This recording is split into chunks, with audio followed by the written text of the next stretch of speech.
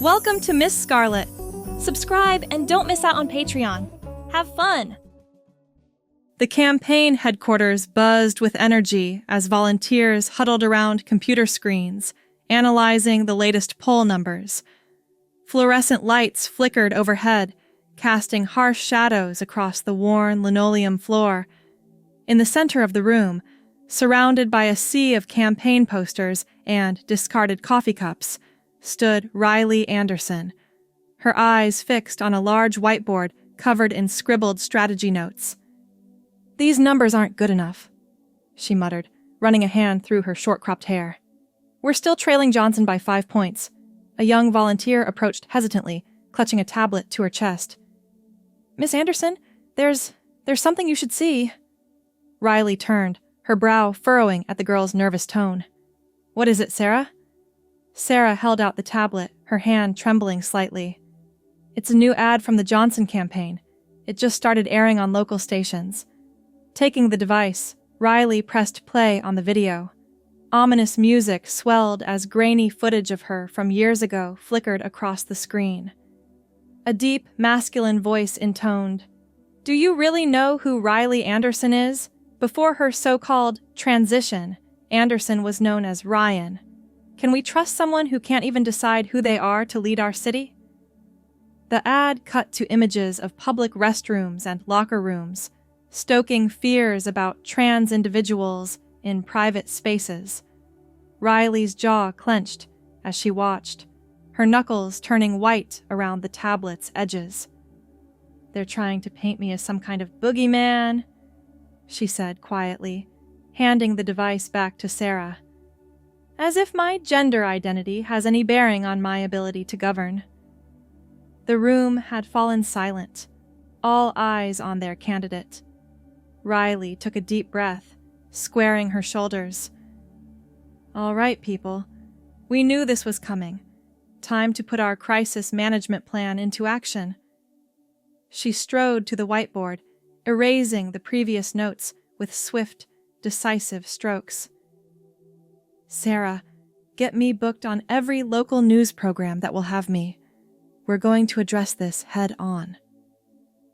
As the team sprang into action around her, Riley retreated to her small office, closing the door behind her. She leaned against it for a moment, allowing herself a brief instant of vulnerability away from prying eyes. The weight of the constant scrutiny, the need to be perfect at all times, pressed down on her shoulders like a physical thing. A framed photo on her desk caught her eye, a picture of her as a child, all awkward smiles and gangly limbs. She picked it up, tracing a finger over the image. "We've come a long way, kiddo," she murmured. "And we're not giving up now." A knock at the door jolted her from her reverie. "Miss Anderson? Channel 5 News can fit you in for a live interview at 6 p.m. Riley set the photo down, straightening her blazer. "Tell them I'll be there." Hours later, under the harsh glare of studio lights, Riley faced the cameras with practiced poise. The news anchor, a perfectly coiffed blonde named Diane, leaned forward with a plastic smile. "Miss Anderson, your opponent's latest ad has caused quite a stir. How do you respond to accusations that you're unstable or unfit for office due to your transgender status?" Riley met the anchor's gaze steadily. "I'd say those accusations reveal far more about my opponent's character than they do about mine, Diane. My gender identity is just one part of who I am. It doesn't define my capabilities as a leader or my vision for this city." She paused, choosing her next words carefully. "I transitioned because I needed to live authentically, to be true to myself. Isn't that what we want in our elected officials? Someone who has the courage to be honest, even when it's difficult?" Diane nodded, her expression softening slightly. "But what about concerns regarding bathroom use and other private spaces? Some voters are worried about safety. Those fears are based on harmful myths, not facts," Riley countered. "Trans individuals are far more likely to be the victims of violence than the perpetrators. I want to create a city where everyone feels safe and respected, regardless of their gender identity. As the interview continued, Riley deftly navigated each loaded question, turning them into opportunities to educate and connect with voters. By the time the cameras stopped rolling, even Diane seemed impressed. "That was enlightening," the anchor admitted as they shook hands. "Thank you for your candor, Miss Anderson." Back at campaign headquarters, the mood had shifted. Volunteers cheered as Riley entered, the energy in the room electric. Her campaign manager, a seasoned political operative named Marcus, clapped her on the back. "You knocked it out of the park, boss. Social media's blowing up. People are impressed with how you handled those questions." Riley allowed herself a small smile. "It's a start, but we can't let up now. Johnson's going to keep coming at us hard." Over the next few weeks, the campaign kicked into high gear. Riley crisscrossed the city, speaking at community centers, factories, and school gymnasiums. At each stop, she faced both supporters and skeptics, working tirelessly to bridge the divide.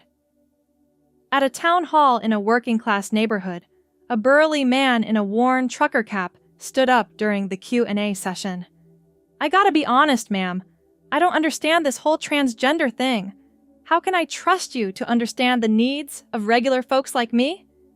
A tense hush fell over the crowd. Riley stepped out from behind the podium, approaching the man with an open, genuine expression. "I appreciate your honesty, sir. The truth is, my experience as a trans woman has given me unique insight into the struggles many people face. I know what it's like to feel misunderstood, to worry about making ends meet while dealing with medical expenses. I've faced discrimination in the workplace and fought to be seen for who I truly am." She gestured to the diverse crowd around them. "But I've also seen the incredible compassion and acceptance that exists in our community when we take the time to listen to each other. My goal isn't to be a mayor for just one group. It's to create a city where everyone has the opportunity to thrive, regardless of their background." The man nodded slowly, a thoughtful expression replacing his initial skepticism. "I reckon that's something we can all get behind." As the campaign progressed, Riley's poll numbers began to climb. Her straightforward approach and focus on kitchen table issues resonated with voters across the political spectrum, but the opposition wasn't going down without a fight. One crisp autumn morning, as Riley prepared for a crucial debate, her phone buzzed with an urgent message from Marcus. "Check your email. Now." With a sense of dread, she opened her inbox to find a forwarded press release from the Johnson campaign. The subject line made her blood run cold. "Anderson's secret past exposed." The email contained grainy surveillance photos of Riley entering a clinic years ago, during the early stages of her transition. The accompanying text spun a tale of deception and hidden agendas, questioning every aspect of her personal and professional life. Riley's hands shook as she set down the phone. For a moment, the familiar feeling of shame and fear threatened to overwhelm her. But then, anger flared, hot and bright. She'd worked too hard, come too far, to let them reduce her to a scandalous headline. She burst out of her office, startling her staff. "Get me Johnson's number," she demanded. "Now." Minutes later, she paced her office as the phone rang. Johnson's smug voice answered on the third ring. "Riley? To what do I owe the pleasure?" "Cut the crap, Johnson!" she snapped. "I've seen your latest hit piece. You want to talk about my medical history? Fine, let's do it at the debate tonight, on stage in front of everyone." There was a long pause on the other end of the line. What? You heard me. No more hiding behind press releases and attack ads. If you want to make my transition an issue, have the guts to say it to my face. She could practically hear Johnson squirming. "Now, Riley, there's no need to be—" "See you tonight, Johnson." She hung up, a grim smile playing at her lips. That evening, as the candidates took their places on the debate stage, an electric tension filled the auditorium. The moderator, a respected local journalist, looked between Riley and Johnson with barely concealed curiosity. "Before we begin, I understand Miss Anderson has requested to make an opening statement. Miss Anderson, you have the floor." Riley stepped up to the microphone, her gaze sweeping across the sea of faces before her. She took a deep breath, then began to speak. "Good evening, everyone. I'd like to address the elephant in the room, or rather, the photos that my opponent's campaign so kindly shared with the press this morning." A murmur rippled through the crowd. Johnson shifted uncomfortably beside her. "Yes, those photos show me entering a clinic several years ago. Yes, I was there to begin my medical transition. And yes, I am a transgender woman." She paused, letting the words sink in. "But here's what those photos don't show. The years of internal struggle, the fear of rejection, the courage it took to finally live as my authentic self. They don't show the countless hours I've spent advocating for marginalized communities, or the depth of my commitment to making this city a better place for all its residents." Riley's voice grew stronger, filled with conviction. "My opponent seems to think that my gender identity is something to be ashamed of, something to hide. But I stand before you today, proud of who I am and the journey that brought me here." She turned, fixing Johnson with a steely gaze. "So, yes, let's talk about it. Let's have an honest conversation about what it means to be transgender in our city." "Because I believe that my experiences have made me a more empathetic, more determined, and more qualified candidate for mayor." As Riley finished speaking, a moment of stunned silence hung in the air. Then, slowly, applause began to build. It started with a few scattered claps, then swelled into a thunderous ovation. Even some of Johnson's supporters found themselves joining in, moved by Riley's raw honesty and courage. The debate that followed was a turning point in the campaign. Johnson, thrown off balance by Riley's bold move, stumbled through his talking points. Meanwhile, Riley shone, deftly connecting her personal experiences to her policy proposals and vision for the city. In the days that followed, public opinion began to shift dramatically. What was intended as a character assassination had instead humanized Riley, showcasing her resilience and authenticity. Even those who had initially been skeptical of a transgender candidate found themselves reconsidering their position. Local trans organizations rallied around Riley, organizing voter registration drives and get-out-the-vote efforts. But perhaps more surprisingly, she began receiving endorsements from unexpected quarters, veterans groups, small business associations, and even a coalition of faith leaders who praised her integrity and commitment to public service. As Election Day approached, Riley maintained a grueling schedule of campaign events and media appearances. At a rally in the city's largest park, she stood before a diverse crowd of thousands, her voice carrying across the autumn air. "This campaign has never been about me," she declared. "It's about all of us, our hopes, our dreams, our shared future. It's about building a city where everyone has a chance to succeed, regardless of their gender identity, race, or background." She gestured to the skyline behind her. "Look around you. This city has always been a place of innovation, of progress. We have never been afraid to lead the way, to show the rest of the country what's possible when we come together." A chant began to build in the crowd. "Riley, Riley, Riley!" She held up her hands, a smile breaking across her face. "Thank you. But remember, this isn't about electing the first transgender mayor. It's about electing the best mayor for all of us. So, let's get out there and make history. Not just for me, but for every person who's ever felt like they didn't belong." As the sun set on election night, Riley paced nervously in a hotel ballroom, surrounded by her closest advisors and supporters. The early returns looked promising, but the race was still too close to call. Hours ticked by. each new batch of results causing a roller coaster of emotions. Finally, just after midnight, Marcus burst into the room, his face split by an enormous grin. "It's over!" Marcus shouted, his voice cracking with emotion. "The networks are calling it. Riley, you've done it!" The room erupted into chaos. Volunteers hugged each other, tears streaming down their faces. Confetti rained down from hidden cannons, filling the air with a swirl of color. In the center of it all stood Riley, momentarily frozen in disbelief. Sarah, her eyes shining, grabbed Riley's hand. "You did it, boss! You really did it!" Riley blinked, the reality of the moment finally sinking in.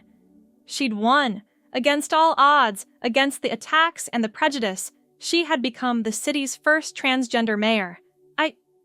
We did it, she corrected, pulling Sarah into a fierce hug. All of us, together. As the news spread, the hotel lobby began to fill with supporters and media. Chants of, "Riley! Riley!" echoed through the halls. Marcus, ever the professional, was already coordinating with the hotel staff to set up an impromptu victory speech. "We need to get you ready," he said, steering Riley towards a side room. "The whole world is going to be watching." In the quiet of the makeshift green room, Riley took a moment to collect herself. She stared at her reflection in a full-length mirror, hardly recognizing the woman who looked back at her. Gone was the uncertain candidate who had launched her campaign months ago. In her place stood a leader, battle-tested and ready to serve. A gentle knock at the door interrupted her reverie.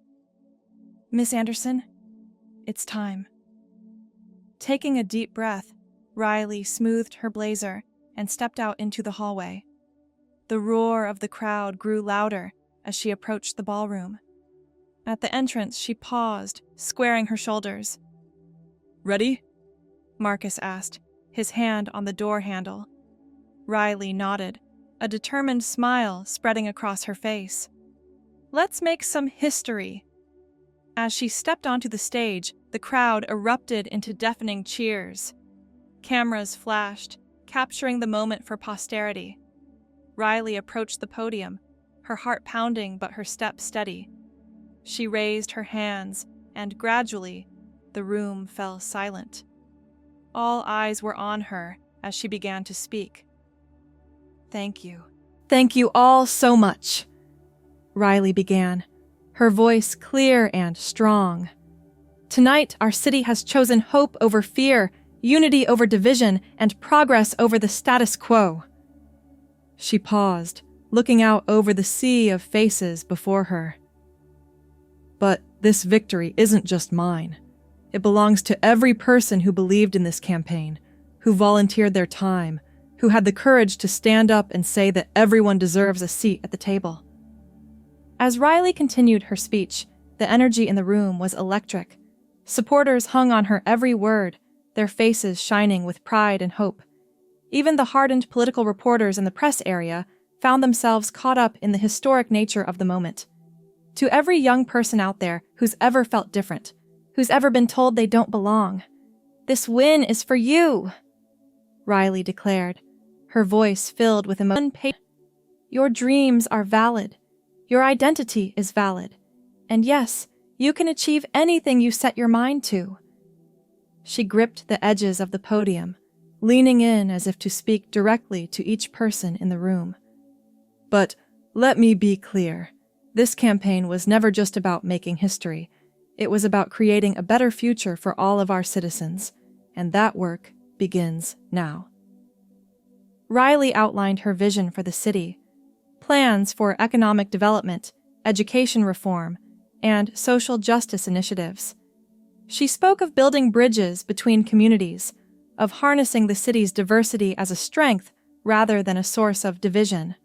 "I stand before you tonight not just as your mayor-elect, but as a promise," she said, her voice rising with passion. "A promise that we will work tirelessly to create a city where everyone has the opportunity to thrive, where your zip code doesn't determine your future, where we lift each other up instead of tearing each other down. As she concluded her speech, the crowd erupted into thunderous applause. Riley stood at the podium, taking in the moment, allowing herself to feel the full weight of what had been accomplished. In the days that followed, Riley's victory made headlines around the world. News outlets clamored for interviews, eager to tell the story of the groundbreaking mayor-elect. But for Riley, the real work was just beginning. She threw herself into the transition process, determined to hit the ground running when she took office. Long days were spent in meetings with outgoing city officials, poring over budgets and departmental reports. Nights were devoted to assembling her administration, carefully selecting a diverse team that reflected the city she sought to serve. One evening, as she sat in her new office in City Hall, Riley found herself overwhelmed by the enormity of the task ahead. The room, with its imposing oak desk and walls lined with portraits of past mayors, seemed to echo with the weight of history. A knock at the door jolted her from her thoughts. "Come in," she called, straightening in her chair. To her surprise, it was Johnson, her former opponent, who entered. He looked uncomfortable, shifting his weight from foot to foot as he stood before her desk. "Riley," he began, then corrected himself.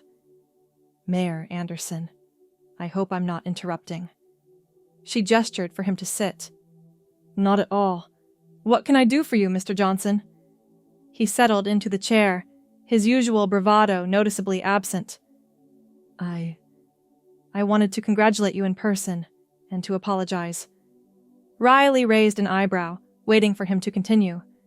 Johnson sighed, running a hand through his hair. "The way I conducted my campaign, it was wrong. I let fear and prejudice guide my actions, and in doing so, I did a disservice not just to you, but to our entire city." For a moment, Riley was speechless. This was the last thing she had expected when Johnson had requested a meeting. "I appreciate your apology," she said, finally. "But I hope you understand that it's not just me who deserves to hear it. The trans community, the LGBT community as a whole, they were all targets of your campaign's rhetoric." Johnson nodded, looking genuinely contrite. "You're right, and I intend to make amends. I've been doing a lot of soul-searching since the election, talking with members of the community, trying to educate myself. I realize now how much damage my words and actions could have caused." Riley leaned back in her chair, studying the man before her. She saw not the polished politician who had attacked her so viciously during the campaign, but a human being grappling with his own biases and mistakes. "Thank you for coming here," she said softly. "It takes courage to admit when you're wrong. I hope this is the start of a new chapter, not just for you, but for our city." Johnson stood, extending his hand. "I hope so too, and I want you to know, Mayor Anderson, that I'm committed to supporting your administration. This city deserves a chance to heal and move forward." As they shook hands, Riley felt a glimmer of hope. If even her fiercest opponent could change and grow, perhaps there was hope for the deep divisions that had plagued their city for so long. Thanks for watching, my girlies! Be sure to check out Patreon for more!